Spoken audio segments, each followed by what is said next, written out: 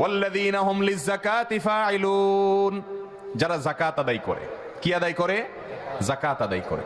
যাকাত আদায় এটা ওই ব্যক্তির উপরে ফরজ হয় যার 595 গ্রাম রূপা কেনার মতো টাকা থাকে। 52.5 তোলা ভরি গ্রামে কনভার্ট করলে 595 গ্রাম রূপা হয়। এই পরিমাণ রূপার মালিক হয়ে গেলে যাকাত ফরজ।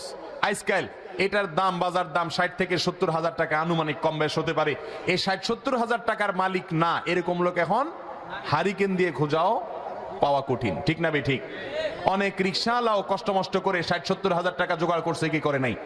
বহু লোক আছে, অনেক কাজের লোক, শ্রমিক মানুষ, সেও 60-70 হাজার টাকা জোগাড় করছে। এই টাকা যার কাছে 1 বছর থাকবে তার যাকাত দেওয়া কি ফরজ। এখন যাকাত দেওয়াটাকে আমরা একটা স্টাইল বানাই নিছি। বড় লোকরা যাকাত দেয় শাড়ি লুঙ্গি, দেখছেন আপনারা? কি দেয়? শাড়ি লুঙ্গি দেয়। শাড়ি লুঙ্গি দিয়ে যাকাত দেওয়ার মানে কি?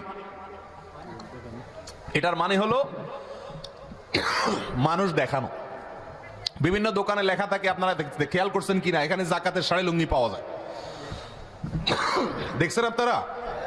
যাকাতের শাড়ি লুঙ্গির মানে কি?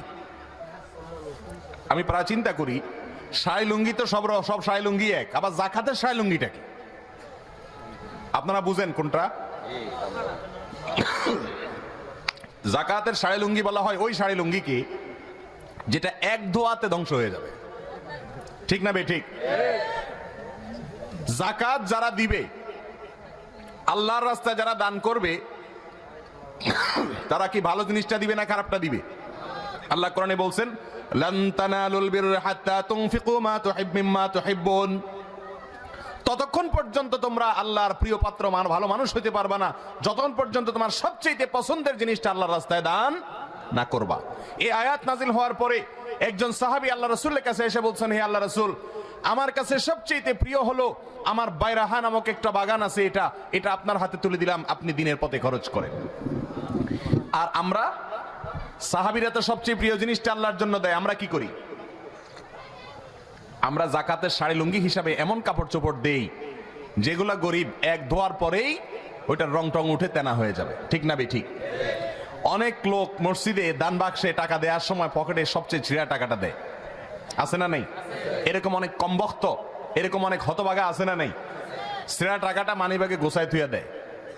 দুই ব্যক্তির জন্য গোছায় তো, কিছু লোক আছে মসজিদের জন্য রাখে, আবার অনেকে আছে পুলিশে ঘুষ দেওয়ার জন্য রাখে। আমি এক লোক পাইছি, সে বলে যে আমি কখনো জাল নোট টোট ধরা পড়লে আমার হাতে চিন্তা করি এটা তো কোথাও চালানো যাবে না, তো এটা রাইখা দিই। যখন কোথাও পুলিশ টুলিশ ধরে এবং অন্যায়ভাবে আমার প্রতি জুলুম করে, তো আমি ওইটা আস্তে করে গুজাই দিই। পুলিশ তো আর জাল আর আসল দেখার সময় নাই, সে তো চোর, চোরের মনে তো পুলিশের পুলিশ, পুলিশের মনে আবার পুলিশ পুলিশ, যার কারণে সে তো চুরি করে আস্তে করে পকেটে নিতে পারলে জান বাঁচে। ঠিক না বে ঠিক? আমি বললাম যে বুদ্ধি তো খারাপ না, আসলে জাল নোট তো ওই জাল লোকরে দেওয়ার সবচাইতে উপযুক্ত। ঠিক না বে ঠিক? কিন্তু সেখানে দেন ভালো কথা, আল্লাহর ঘরে ছিঁড়া টাকাটা দিবেন, দান বাক্সে ছিঁড়া টাকাটা দিবেন, আর এই টাকা দিয়ে আল্লাহকে খুশি করবেন, কোনোদিন সম্ভব হবে না।